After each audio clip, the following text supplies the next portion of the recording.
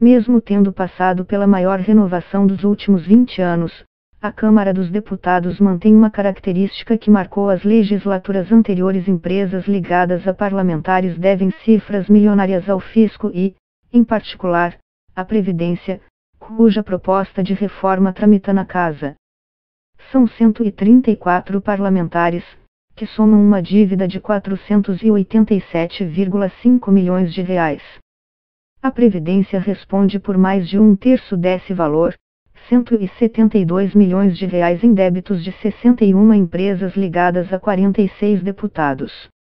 Os dados da Procuradoria-Geral da Fazenda Nacional, PGFN, responsável pela cobrança dos valores, dividem os débitos em situação irregular e regular e, apesar de opostas, ambas as categorias são em muitos casos faces de uma mesma moeda. Isso porque os débitos em situação regular incluem tanto aqueles garantidos ou suspensos por decisão judicial, o que é comum quando existe uma divergência entre as empresas e o fisco discutida na Justiça, quanto aqueles parcelados por meio de programas de refinanciamento como o Refis identificados na base de dados da PGFN como benefício fiscal.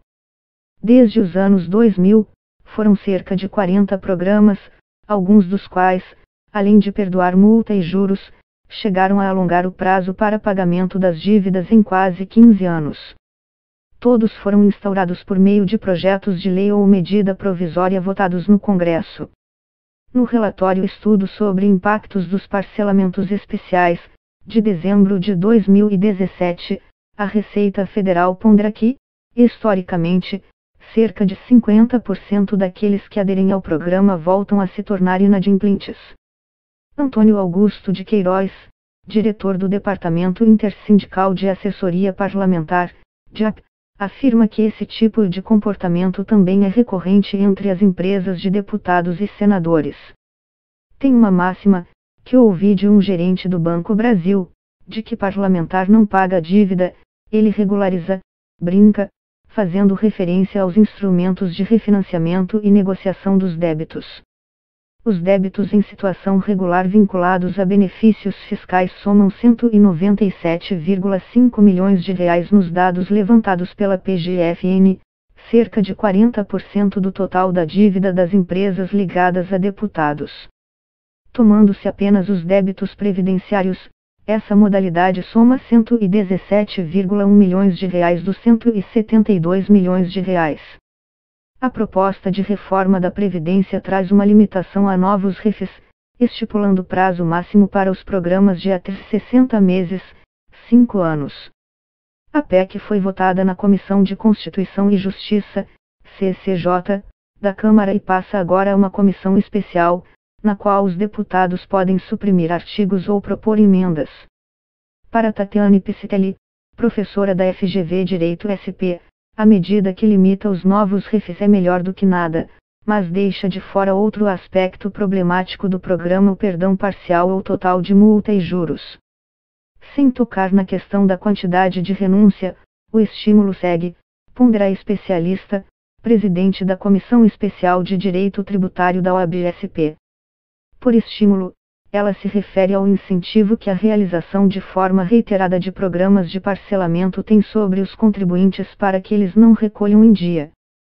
As sucessivas concessões de parcelamentos muito generosos geram estímulo aos maus pagadores, explica. Olhando especificamente para a Previdência, o maior débito é de empresas ligadas à deputada Elcione Barbalho, PMDB-PA, de 46,7 milhões de reais, distribuídos entre o Jornal Diários do Pará e a RBA Rede Brasil Amazônia de Televisão. Ex-mulher de Jader Barbalho e mãe do governador do Pará, Helder Barbalho, ela está no 4º mandato consecutivo. Do total do débito previdenciário inscrito na dívida ativa, 23,6 milhões de reais estão em situação irregular, em cobrança, e 23,1 milhões de reais estão regularizados mediante algum tipo de benefício fiscal. O mais recente programa nesse sentido, que teve impacto sobre os negócios da deputada e os de seus colegas de legislatura, foi o PERT, Programa de Regularização Tributária, que nasceu da Medida Provisória 783, de maio de 2017. A MP foi relatada na Câmara por Newton Cardoso Júnior, também do MDB, que estava em seu primeiro mandato como deputado à época. O parlamentar mineiro aparece no banco de dados da PGFN ligado a 4 empresas que, juntas, devem 17,9 milhões de reais ao INSS: Companhia Siderúrgica Pitangui, Gold Indústria de Alimentos, NC Participações e Consultorias e Rio Rancho Agropecuária. Um dos advogados das empresas de Elcione Barbalho informou que a pessoa física da deputada não possui débitos perante a Secretaria da Receita Federal do Brasil e que os débitos das empresas a ela vinculadas estão parcelados no Programa Especial de Regularização Tributária PERT, instituído pela lei, ou estão em discussão judicial. A maior parte da lista da PGFN é formada por veteranos, entre eles o deputado Gonzaga Patriota, PSB-PE, que está em sua 8ª legislatura, Paulo Pimenta, PTRS, que está no 5º mandato, e o pastor Marco Feliciano, POD-SP, que cumpre a 3ª legislatura. No caso de Gonzaga Patriota são 2 empresas, a Pergram Pernambuco Granitos, com R$101 mil de dívida em situação irregular, e o Clube do Congresso, com R$1,30 milhão parcelados via refis. O deputado afirma que, apesar de sócio, não é administrador da Pergram.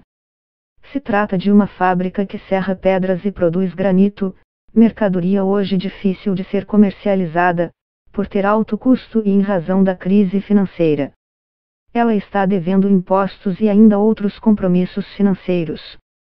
Patriota acrescenta que a empresa fez um refis e, devido à situação da economia, segue com prestações em atraso. Ela está hoje até com a sua energia cortada, por falta de recursos para pagar, mas vai resolvendo aos poucos todos os seus compromissos, acrescenta.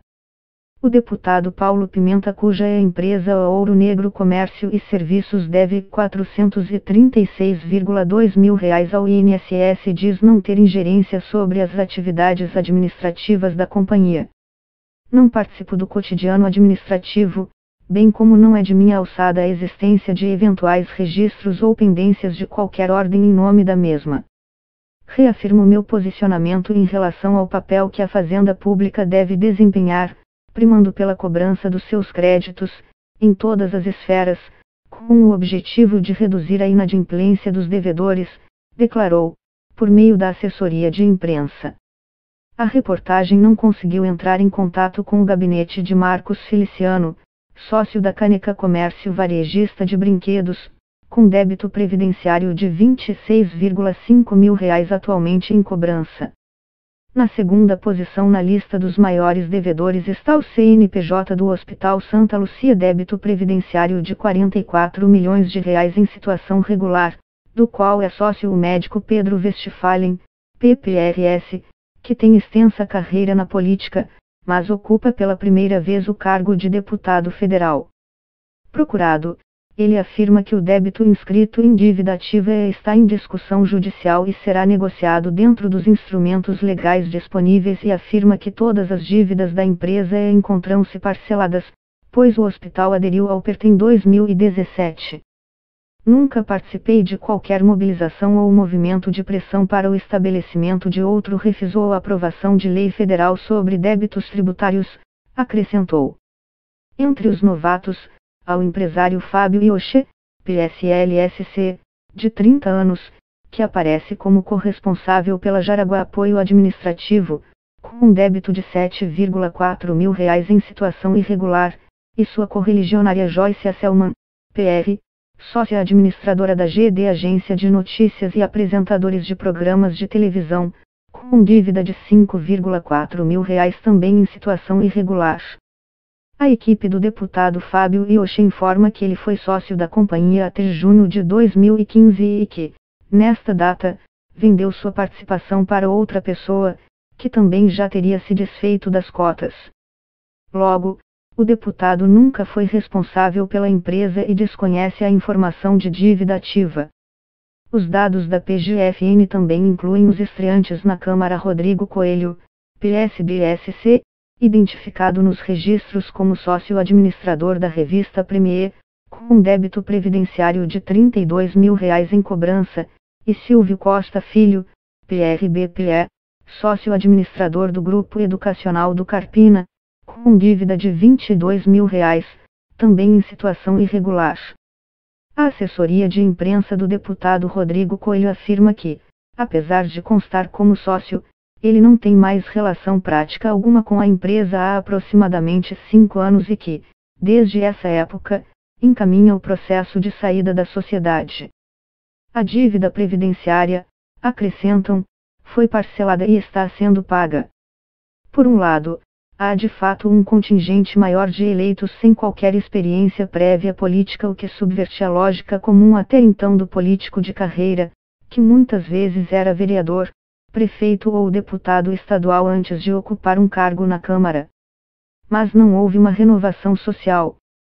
Os homens brancos, por exemplo, ainda são a absoluta maioria, diz o cientista político, coordenador do Observatório de Elites Políticas e Sociais do Brasil.